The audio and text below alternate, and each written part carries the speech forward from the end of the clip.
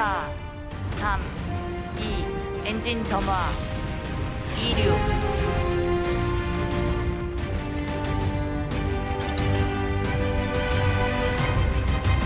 우리호가 목표 고도 700km에 도달해 인공위성을 궤도에 무사히 안착시켰습니다. 이로써 우리나라는 실용급 위성을 쏘아 올릴 능력을 갖춘 세계 7번째 나라가 됐습니다.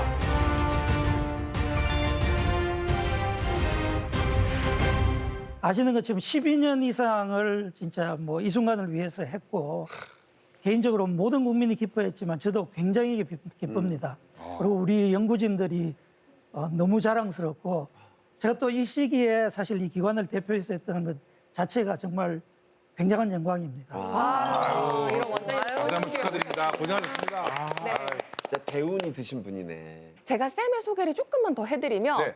우리 쌤은요 99년에 발사된 아리랑 1호 기억하세요? 아리랑! 네, 그걸 오랜만이다. 비롯해서 우리나라 지금 실용급 위성 9기가 모두 다 원장님의 손을 거쳐서 탄생했다 이렇게 말해도 과언이 아닙니다. 정말 우리나라 위성 역사의 산 증인이시거든요. 대박이셨네. 혹시 그 당시에 같이 활동하셨던 원장님 선배님들은 다 은퇴하셨나요? 제가 사실 항공우주연구원의 1호 우주 엔지니어로 시작을 했습니다. 우와! 그래서 들어온 순서대로 되면 제가 제일 먼저 받기 때문에 아직까지 제가 근무를 하고 있습니다. 파이브가 맛있어. 일기 대박이다. 세계 각국이 이른바 문러시, 달을 향해서 달려가고 있습니다.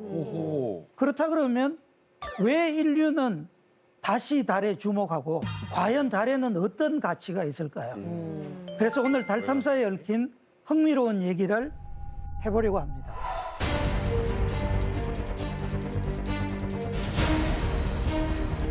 Three, two, one, zero.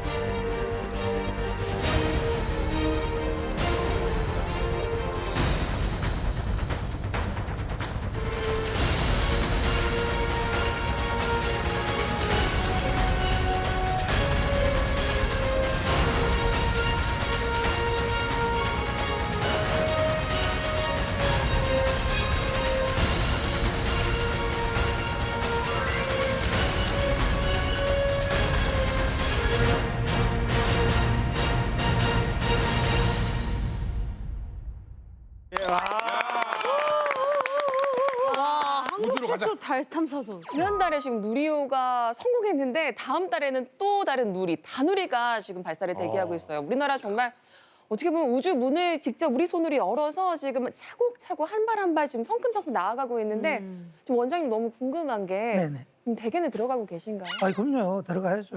너무 바쁘지 않으십니까? 사실 눈코 뜰 새 없이 바쁘고 네. 좀 체력적으로도 제가 좀 힘들기도 해요. 그렇지만 직접 실무했을 때는 우리 연구원들만 하겠습니까?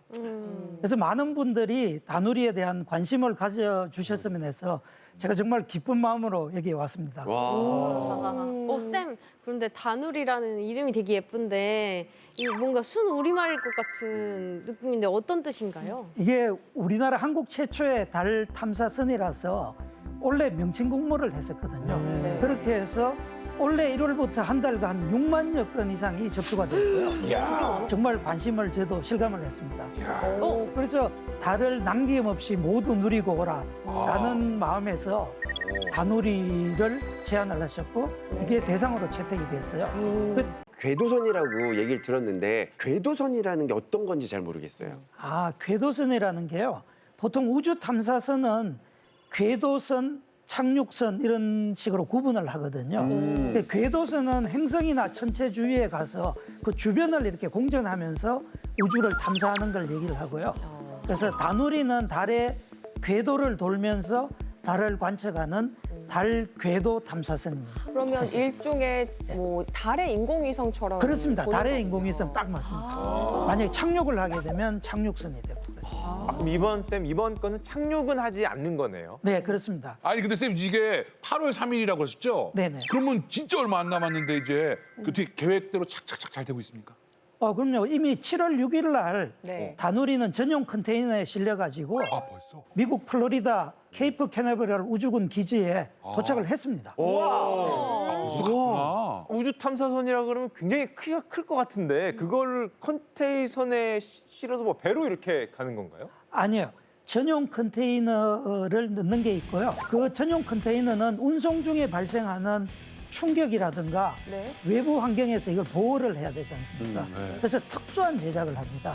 그리고 이제 충격 저감 장치를 네. 장착해서 육상 운송을 할 때는 그 시속 한 70km 이하로 몰고 비행기로 이동할 때도 굉장히 조심스럽게 해서 발사장에 도착하게 됩니다. 그러면 배가 아니라 비행기로 미국까지 가는 네, 거군요. 배로 가면 시간이 너무 많이 걸리니까 비행기로 운송을 하게 됩니다. 또한 다누리는 발사 전까지 발사 준비 시설 내에서 이제 머무르고 저희들이 성능 점검도 하고 또 추진제 연료를 충전을 해서 발사체 결합하고의 최종 단계를 네. 거치게 됩니다. 어. 그래서 이 모든 과정이 문제없이 진행되면 8월 3일 오전경에 미국 스페이스X의 네. 펠콘 9 로켓에 실려서 우주로 날아가게 됩니다.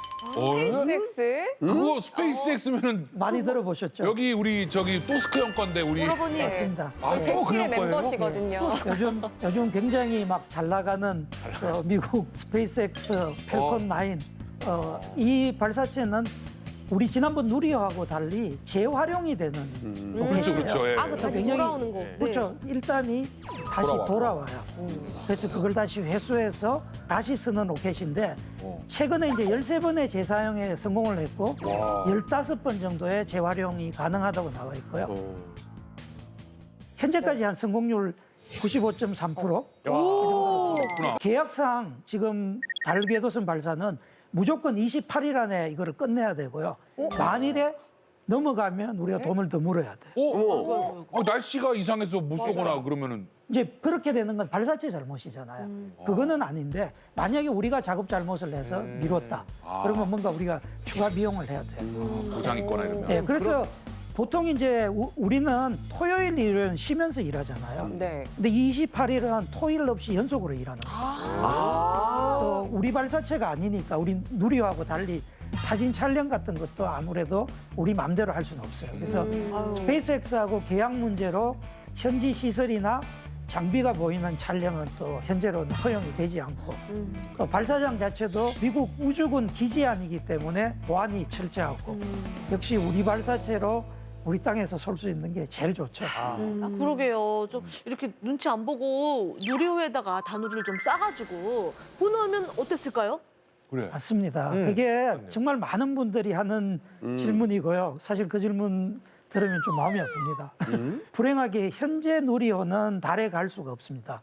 그래서 달처럼 이제 좀 먼 우주로 날아가려고 하면 네. 우리가 더 큰 발사체가 필요한데 지금 누리호는 안 되고요. 아쉽지만은 이번은 이제 우리가 미국 펠콘 9에 신세를 질 수밖에 없는 그런 형편입니다. 아직 더 발전을 우리가 더 해야 되는군요.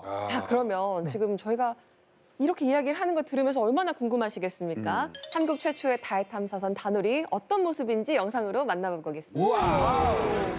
우와, 저거야? 달을 다 누리고 오라고 해서 다누리라는 이름이 붙은 한국 최초의 달 탐사선이 우주로 향합니다.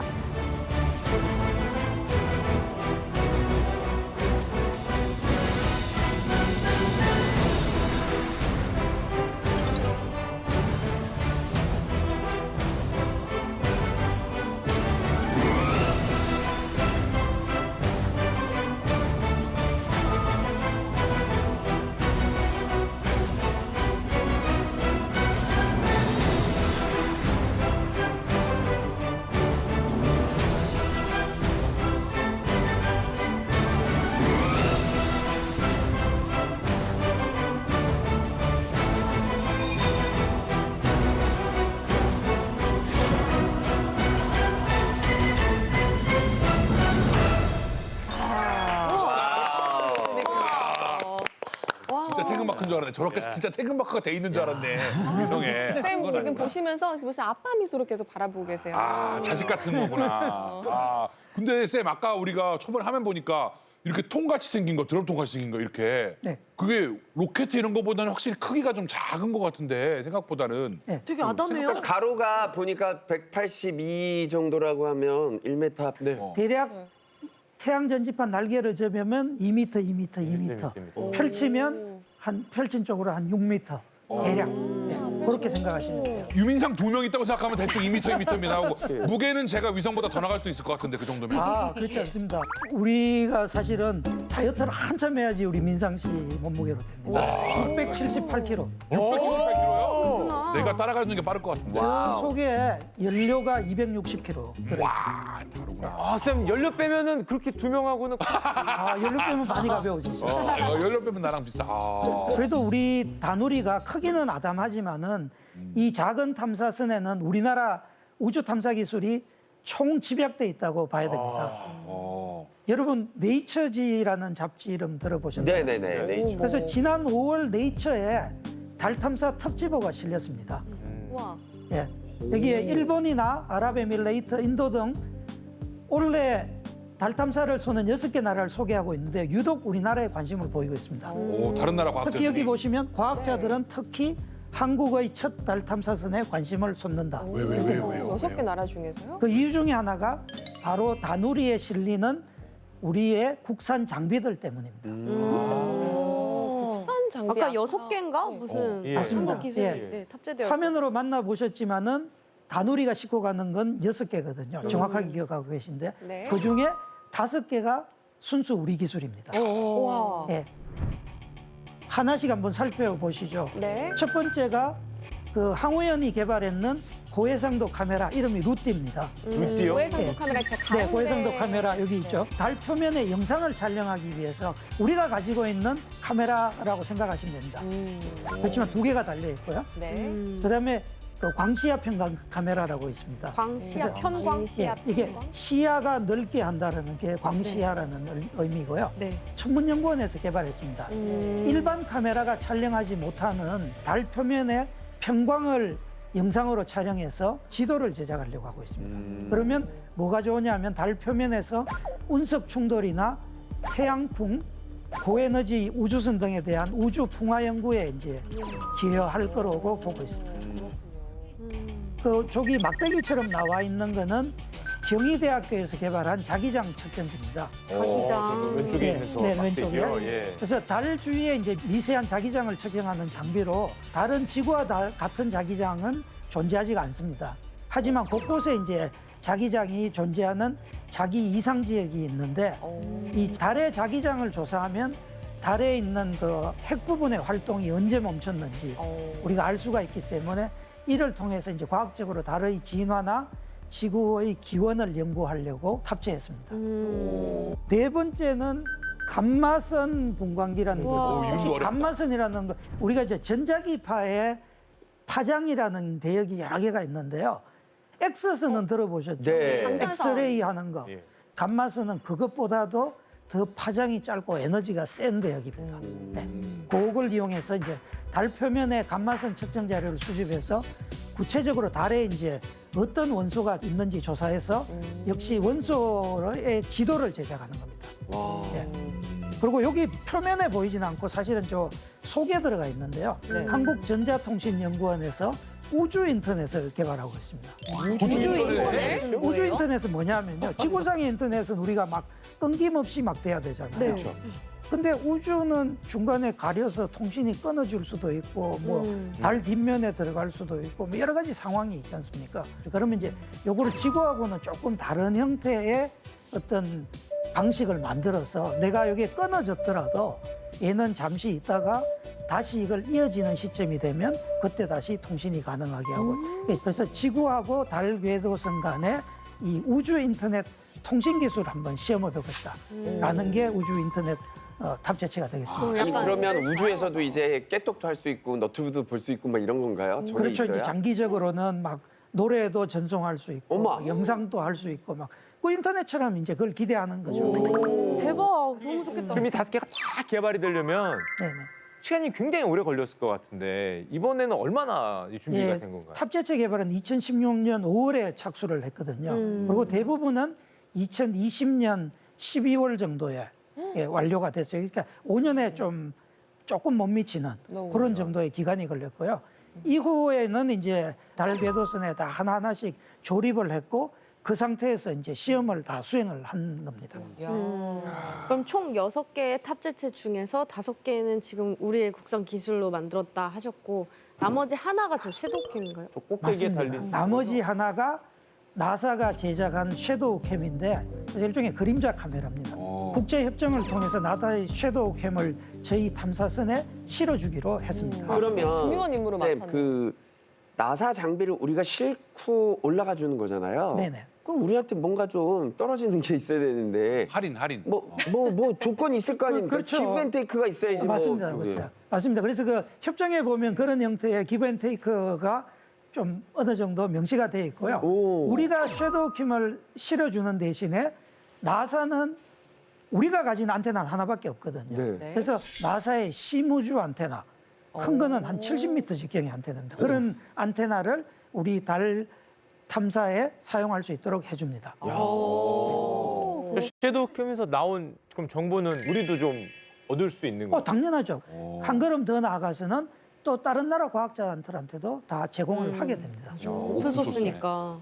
이렇게 되면 이제 우리도 좀 더 많은 기술을 확보하는 기회가 되고 또 이렇게 함으로써 과학 자료를 더 얻을 수가 있고 또 국제사회에 기여할 수도 있으니까 서로가 좋은 거죠. 그렇죠. 그런 일석이조. 윈윈이네요. 네. 어쨌든 지금 우리나라 이번에 달 탐사선이 첫 발을 내딛는 게 어떻게 보면 달 탐사 원년이 되지 않겠습니까? 근데 우리 다 기억하지만 아폴로 11호 맞아. 진짜 그게 정말 한 벌써 반세기가 지났습니다. 네, 그러네요. 기억하시죠? 네. 그럼요. 유나 씨는 저는 기억은 안 나는데 네. 어디에서 많이 뭐 그게 실제다 아니다 뭐 막 이런 이야기들이 있었잖아요. 일파들의 그런 음모론. 네, 음모론 있었죠. 뭐 한 사람의 뭐 발은 작은 발인데 뭐 전 인류의 큰 맞습니다. 발걸음이다 뭐 이런 말을 했었는데 정확합니다. 예. 멋있는 건 다 하시려고. 그 여러분들이 사실은 태어나기도 전인데 1969년 7월 20일에 전 세계 6억 명 이상이 TV 앞에 모였습니다. 6억 명? 야. 흑백 TV. 저거를 보기 위해서 정말 많은 사람들이 모였습니다. 야, 시청률 잘 정말 나왔겠네. 화면이 정말 자꾸 사람을 저 장면이 보잖아요. 뭐냐면 바로 아폴로 11호가 인류 최초로 달에 착륙한 모습을 보기 위해서였습니다. 야. 궁금하죠. 왜? 궁금하죠? 이때 인류 최초로 달 표면을 밟은 우주 비행사가 닐 암스트롱이고요. 그렇지. 희대의 명언을 남겼습니다. 오. 근데 아까 제가 물어보려고 했는데 미리 답을 하신 것 같습니다. 한번 확인해 보시죠. Here, men from the planet Earth, first step foot upon the moon. 아니 지금 봐도 진짜일까 믿어지지가 않아요.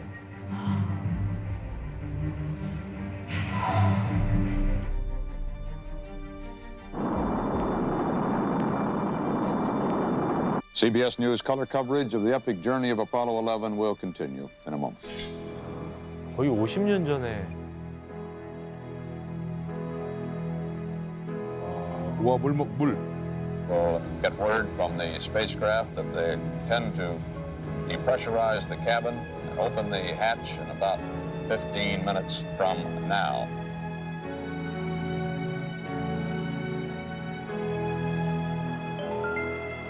It's one small step for man, one giant leap for mankind.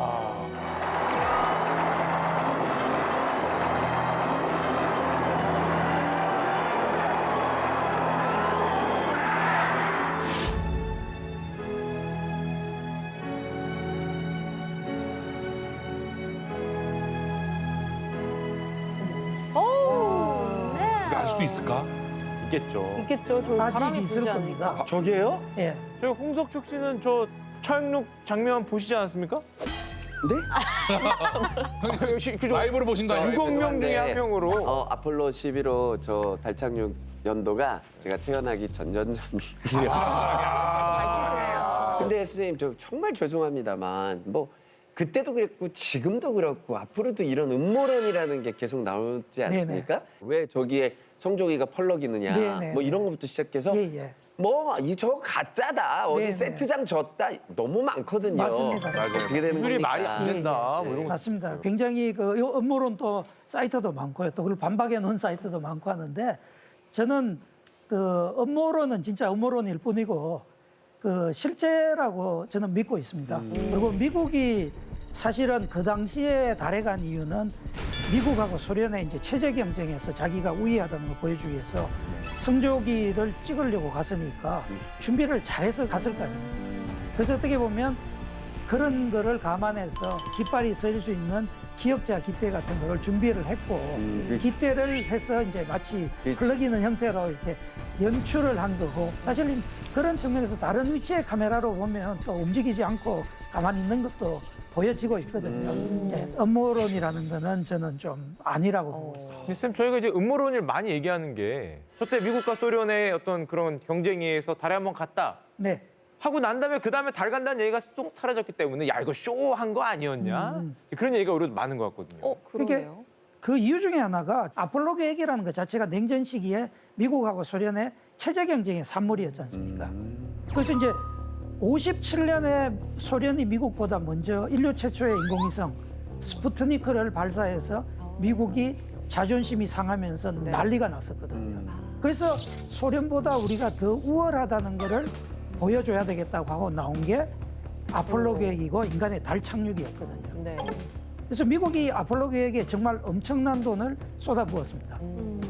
미국은 10년 동안 GDP의 한 2.5%에 달하는 예산 투자를 했고 우와. 어떻게 보면 묻지마 투자를 한 거거든요. 와. 이 프로젝트의 5.5%. 예, 그런데 이제 막상 달 착륙에 성공하고 뭐 깃발을 꽂고 월석도 이렇게 가져왔죠. 돌이나 흙을 가져오고 이랬는데 더 이상 그걸 활용하는 것들이 많지 않았지 않습니까? 그렇게 어떻게 하겠어요? 쓸데없이 웬 돈을 많이 그렇게 쓰냐?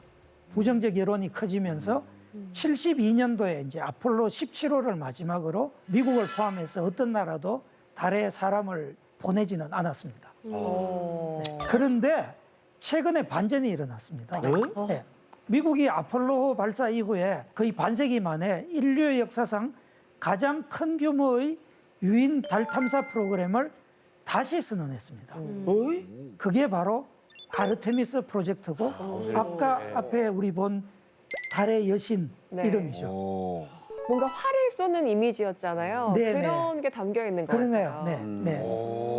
쌤, 그런데 아폴로하고 아르테미스의 좀 가장 큰 차이점 같은 건 뭐가 있을까요? 아폴로는 72년까지 이어지긴 했지만은 약간의 일회성 계획이었지 않습니까? 네. 또 하나가 미소 그 체제 경쟁의 산물이었지 않습니까? 네. 그런데 이번 아르테미스 계획은 한 50년이 지나니까 생각을 바꾼 거죠. 다국적 프로젝트로 만들었습니다. 그리고 일회성이 아니고 여기에 무려 120조 원의 예산을 쏟아넣는 큰 프로젝트입니다. 120조가 들어가는. 120조가 들어가니까 이걸 미국 혼자서는 하기가 힘들죠.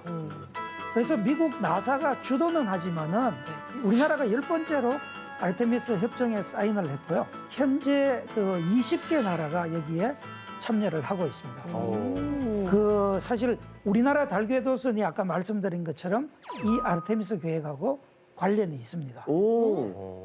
그뿐만 아니라 무려 3,800여 개의 민간 기업들도 이 프로젝트에 참여하기로 되어 있습니다. 그리고 차이점이 또 있는 게 이제 아까 프로젝트 명칭이 아르테미스, 달의 여신이지 않습니까? 네. 그래서 아르테미스 계획은 2025년에 우주인을 달에 보내는 게 목표예요. 그런데 이때 인류 최초로 여성 우주 비행사를 달로 보냅니다. 다 남자만 갔었어요? 예, 나사가 지금까지 배출한 달 탐사 우주 비행사가 대부분은 30대의 백인 남성이었고 이를 위해서 이제 2020년 아르테미스 프로젝트에 참여할 우주 비행사 후보 18명을 발표를 했고요. 여기에 한국계 미국인 그 조니 김도 포함되어 있고 다양한 인종의 남녀 각각 9명씩을 선발해서 현재 훈련 중입니다. 아, 나도 지원을 한번 해볼 걸 그랬네. 하셨어요. 네. 네? 최종 그 여성 1명과 남성 1명을 착륙시킬 계획입니다. 정말 인류 최대 서바이벌 같은 프로젝트네요. 안 거예요. 그건 바로 이제 달에 그만한 가치가 있다라는 걸 알았기 때문입니다. 뭐지? 여러분 달 하면 뭐가 떠오르십니까? 토끼. 옥토끼? 저 조금 짙은 검정색은 약간 석유가 펑 터진 것 같은 느낌이지 않아? 그러게요. 거기 석유 나면 갖고 올 수 있습니까 우리가? 어쨌든 달은 지구에서 인간이 눈으로 볼 수 있는 천체입니다. 우리가 달에 볼 수 있는 건 항상 요 똑같은 면을 보거든요. 아까 뒷면은 잘 달이 안 못 봐요. 도는구나. 왜냐하면 달은 지구하고 자전하고 공전 주기가 같아서 그래서 한쪽 면밖에 못 보는 거예요. 그래서 사진을 보시면 좀 검게 보이는 쪽도 있고 좀 밝은 부분도 있지 않습니까? 네. 그 달의 바다 같은 건 진짜 있는 건가요? 진짜 바다는 아니고요. 그래서 밝은 부분을 달의 육지라고 하고요. 저 검게 보이는 어두운 부분을 달의 바다라고 불러요. 그렇지만 지구처럼 막 물이 차 있는 바다는 아닙니다. 달이 주목받기 시작한 거에 가장 큰 게 달의 남극에서 바로 대량의 얼음, 물이 확인됐기 때문입니다. 와. 물이 있다고요?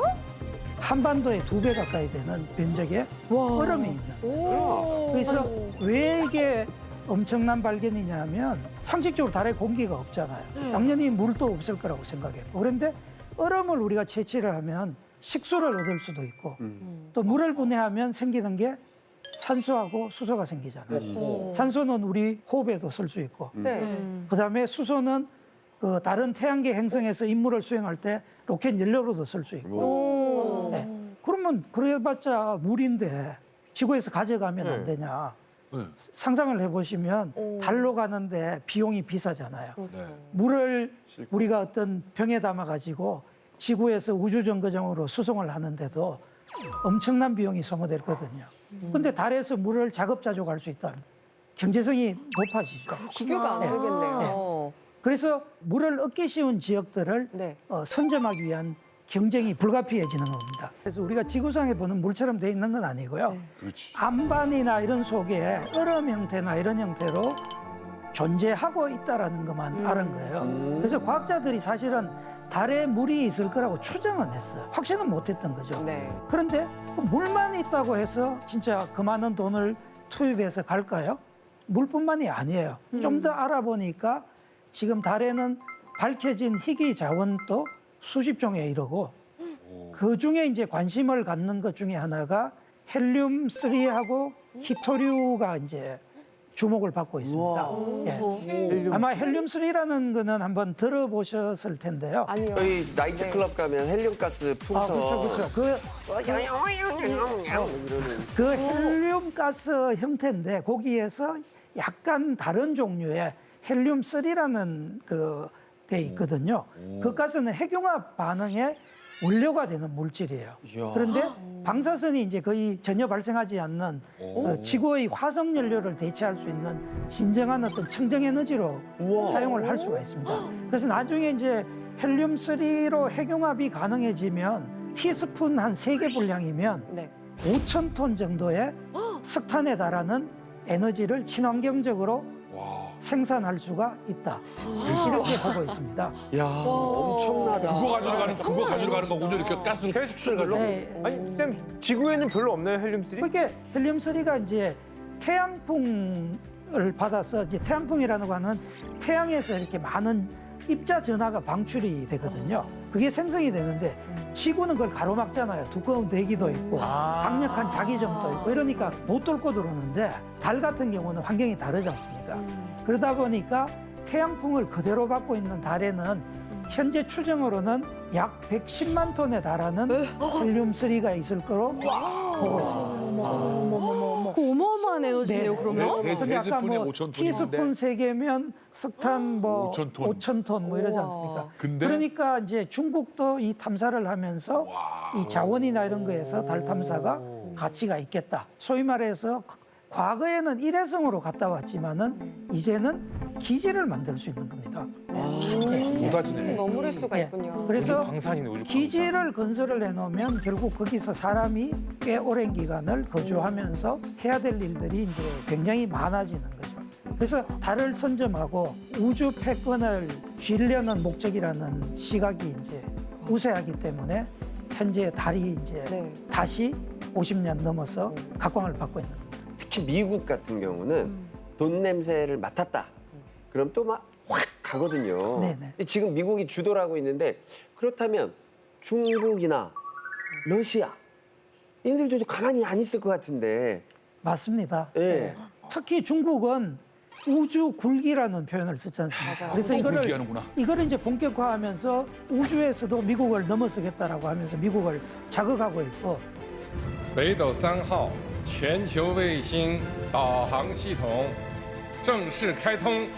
2019년 1월에는 인류 최초로 달 뒷면에 착륙에도 성공을 했습니다. 그러니까 탐사선이 한 거죠. 예, 그렇죠. 사람이 한 건 아니에요. 예, 무인으로. 그래서 중국의 우주 기술이 뭐 날이 갈수록 정말 굉장히 발전하고 있죠. 특히 올해 5월인 2022년 5월에는 또 지구주의지만 우주정거장 태궁 건설을 완료하기 위해서 우주 비행사를 태운 로켓을 발사하기도 했습니다. 야.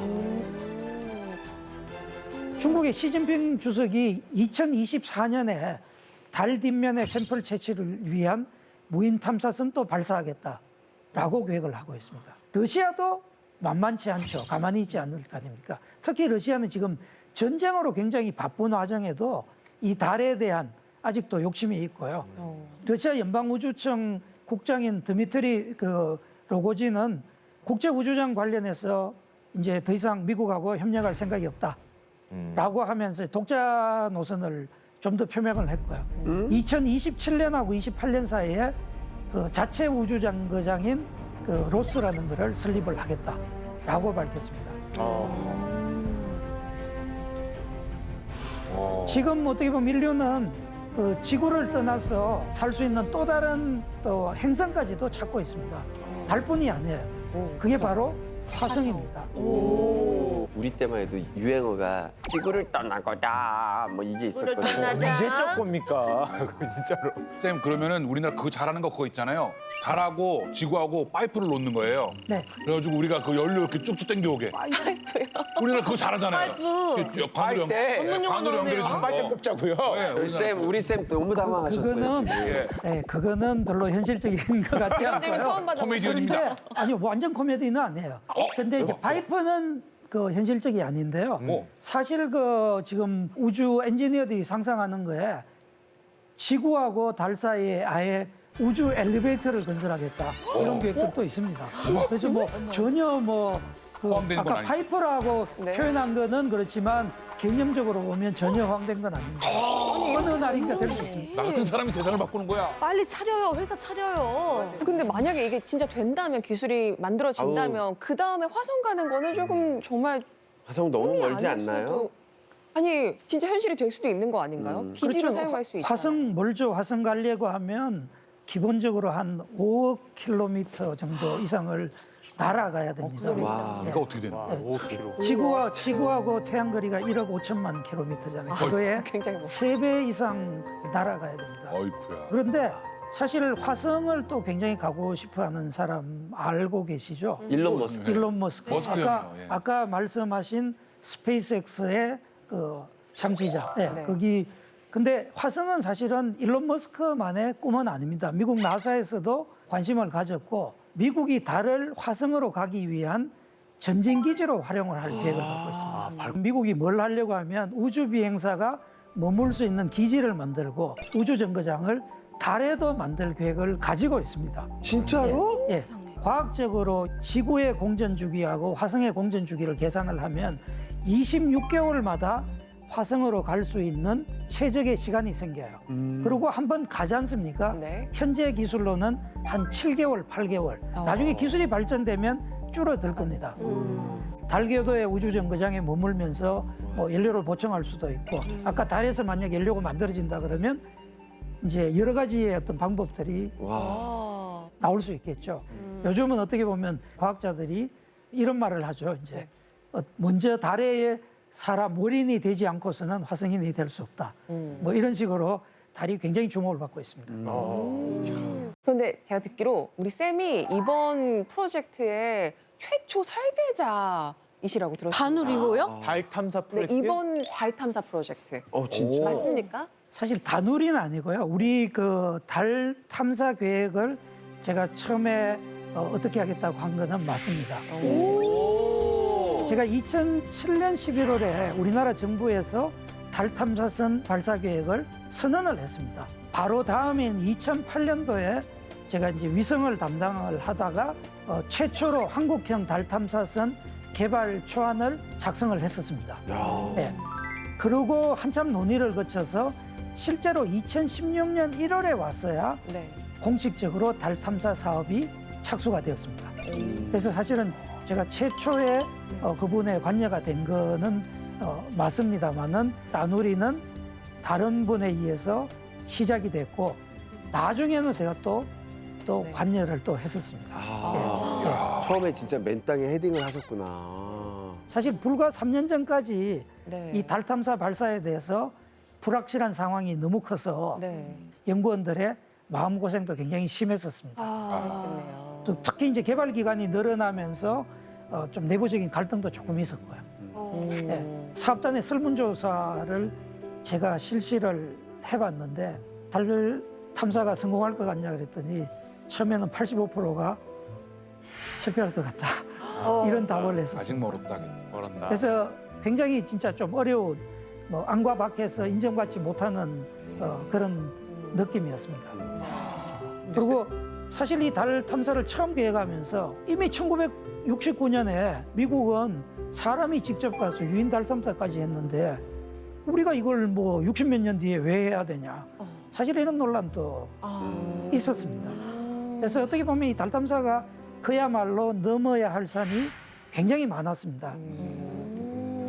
근데 지구하고 달이 사실 로켓으로 뿅 쏘면은 그렇게 오래 걸릴 것 같은 거리도 아니고 옛날 로켓 쐈던 아폴로 11 같은 경우는 뭐 사흘 만에도 갔다고 하는데 맞습니다. 네네. 왜 우리는 이렇게 뭐 어떻게 삥 돌아서 가는 건가요? 4개월씩이나 맞습니다. 굉장히 중요한 질문이시고요. 근데 여기에 이제 저희들의 약간의 아픔과 많은 우여곡절이 있었습니다. 네. 우리가 달까지 가는 그 항로 방법은 크게 세 가지가 있습니다. 지금 말씀하신 달까지 직접 가는 거. 가장 편하고 직관적이고 좋은 거죠. 그래서 그 다음에 있는 방법이 지구를 한 세 바퀴 반 정도를 돌아서 고도를 차츰차츰 높여서 달 궤도에 진입하는 소위 말하는 위상 전이 궤도라는 두 번째 방법이 있습니다. 그리고 마지막에 영어로 BLT 궤도라는 게 BLT는 그 벨리스틱 루나 트랜스퍼라고 해서 우리말로 탄도형 달 전이 방식입니다. 그래서 이 전이 방식을 쏘아야 되는데 네. 저기 가운데 있는 게 지구, 저쪽에 이제 궤도를 돌고 있는 게 달, 지구에서 1억 5천만 킬로에서 태양 이렇게 있습니다. 그래서 이거는 지구하고 태양하고 달의 행성의 중력이 있지 않습니까? 이 중력의 특성을 잘 이용을 해서 굉장히 에너지를 아껴서 연비를 극대화하는 방식입니다. 네. 그래서 지구에서 달까지 거리에 100분의 1 지점까지 갔다가 거기에서 방향을 바꿔서 다시 달 궤도 방향으로 돌아가는 방식입니다. 그래서 보통 한 80일에서 뭐 140일 이 정도로. 그래서 다른 방식보다 굉장히 시간이 많이 걸립니다. 그런데 연료 소모량은 25% 이상 절감을 할 수 있습니다. 중력을 그래서- 이용하니까요? 네. 최대한 그래도 좀 어떻게 빨리 가는 방법을 좀 이렇게 여기 나갔다가 빨리 궤도로 들어온다거나 뭐라도 좀 방법이 없죠. 왜 너무 변화구예요. 아니면 뭐 연료를 25%를 더 실으면 안 되는 그러니까 건가요? 그치 좀 그렇게 드시면 되죠. 당연히 되죠. 드시면 되는데 상황을 정리를 해드리면 사업 네. 초기에 다누리 무게의 목표는 550kg였어요. 그런데 달 탐사선 개발 과정에서 이 중량을 맞추기가 어려웠고 저희들이 나사의 섀도우 캠도 싣고 그렇게 최종 설계를 해보니까 678kg로 늘어난 거예요. 다이어트에 실패했습니다. 거기에 260kg의 연료를 싣고 달에 가서는 1년 동안 임무를 수행할 수가 없어요. 설계를 다시 하거나 임무 기간을 줄이거나 아니면 새로운 방식의 달 궤적 설계가 필요했었어요. 그래서 제가 제일 먼저 한 일은 BLT 궤적을 설계하기 위해서 사업단 안에 있던 전문가들 다 끌어모았어요. 하나로. 그래서 제가 BTAC이라고 불렀거든요. 이게 영문 약자인데 영어로는 BTAK인데 탁월한 비밀팀, 비밀병기다 이런 의미로 B자가 이 숨길 B자고 탁자가 높을 탁자 이렇게 상상을 하면서 제가 직접 지었습니다. 이거 별로 외부에 제가 공개는 안 했는데요. 제가 오늘 이 질문을 하시니까 얘기를 하고 있습니다. 항우연의 비밀 프로젝트 팀이 비밀 병기 있었군요. 팀을 만들었죠. 비밀 병기. 그래서 참 애를 많이 먹었어요. 뭐 압박은 있죠. 궤적은 해야 되죠. 그래서 나사는 당연히 이걸 어떻게 하는지 다 알죠. 이미 해봤으니까. 근데 나사에서 우리한테 가르쳐 주지는 않았습니다. 왜냐하면 어떻게 보면 이렇게 기술 유출일 수도 있고 이러다 보니까 그 대신에 그래도 나사가 우리가 숙제를 해오면 설계를 해오면 검토는 해주겠다 이렇게 됐어요. 그래서 우린 열심히 방법을 찾은 거죠. 아니 그러니까 이 어려운 지금 보기만 해도 사실 이 나비 모양 진짜 까다로울 것 같고 경로 수정도 굉장히 많아야 될 것 같은데 네. 이걸 해내기 위해서 그럼 얼마나 노력을 하셨고 이거 한 10년 걸린 거 아니에요? 아니 그렇지는 않습니다. 왜냐하면 그만큼 기다릴 시간이 없을 거예요. 우리가 지구 궤도를 벗어나서 이제 달로 가는 게 사실은 이제 처음인데 거리 자체는 바로 가게 되면 38만 4,400km. 그게 이제 지구에서 달까지 거리로 보거든요. 근데 저 나비 모양으로 돌아가면 총 길이가 약 600만 km. 20배, 15배 이상 보네요. 예, 훨씬 길어졌죠. 한 15배 이상이. 상상을 해보시면 여기에 약간의 오차가 생겨도 600만 킬로 후에는 엄청난 오차로 벌어지는. 그렇게 7개월 정도를 궤적 설계에 계속 시간을 투자를 했었어요. 7개월. 7개월 걸리죠. 우리 팀들이 많이 힘들긴 했지만은 네. 그래도 나사가 우리하고 협력을 하면서 나사에 우리가 이메일도 보냈고 이런 협의를 했어요. 그래서 우리가 어느 정도 이제 됐다라고 생각을 했고 우리가 이제 설계한 자료를 보냈을 거예요. 그래서 나사에서 뭔가 이렇게 좀 좋은 답이 오기를 하루하루 이제 기다리다가 드디어 이메일을 받았습니다. 너무 떨리셨겠어요. 네, 그래서 그 이메일이 제 앞으로 메일이 왔는데 직접 왔습니다. 단장님. 그 내용 자체는 딱 요약하면 이렇게 됐어요. 네. 항우연이 달로 가는 저에너지 궤적 설계에서 아주 큰 성과를 이뤄냈다. 축하한다. 콩그레츄레이션스. 그래서 정말 그 딱 짧지만은 함축돼서 이제는 됐구나.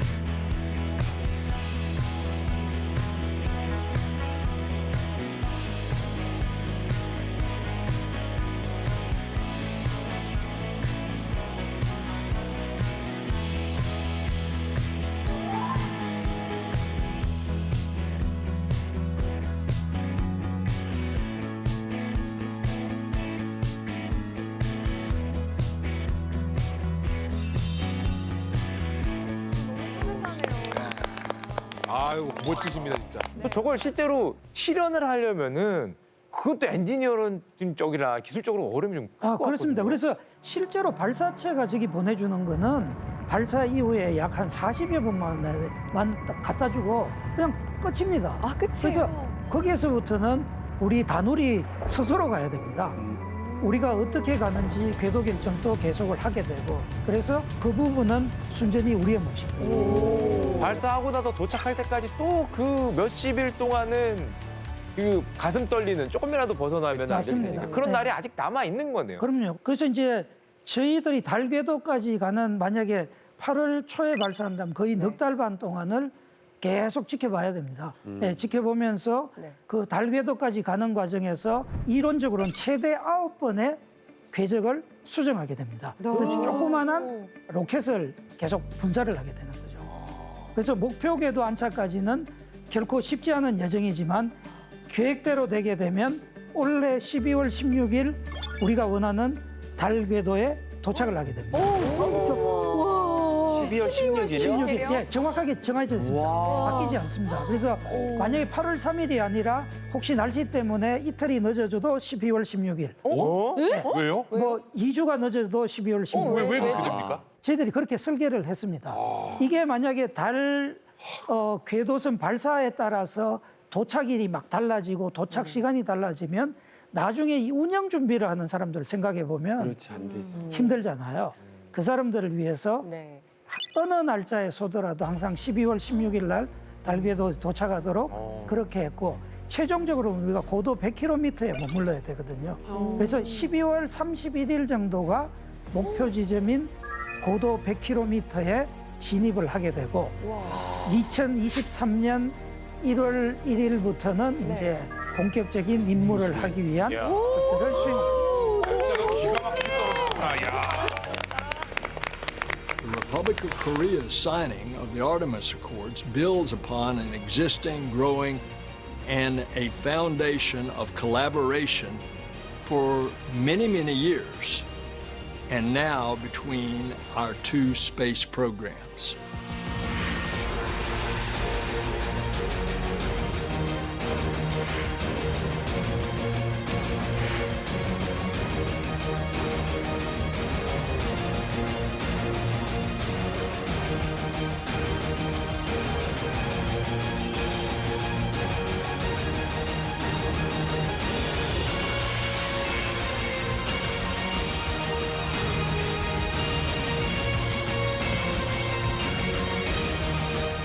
준비는 끝났습니다. 이제 다누리 임무를 시작으로 우리나라는 2031년 자체 개발한 차세대 발사체를 통해 달 착륙선을, 2035년에는 소행성 샘플 기관선을 발사할 예정입니다. 지금 이 시간에도 연구실 한켠에서 고군분투하고 있는 과학자들이 있습니다. 그들의 노력이 있기에 우리 미래가 달처럼 밝습니다. 많은 응원 부탁드립니다.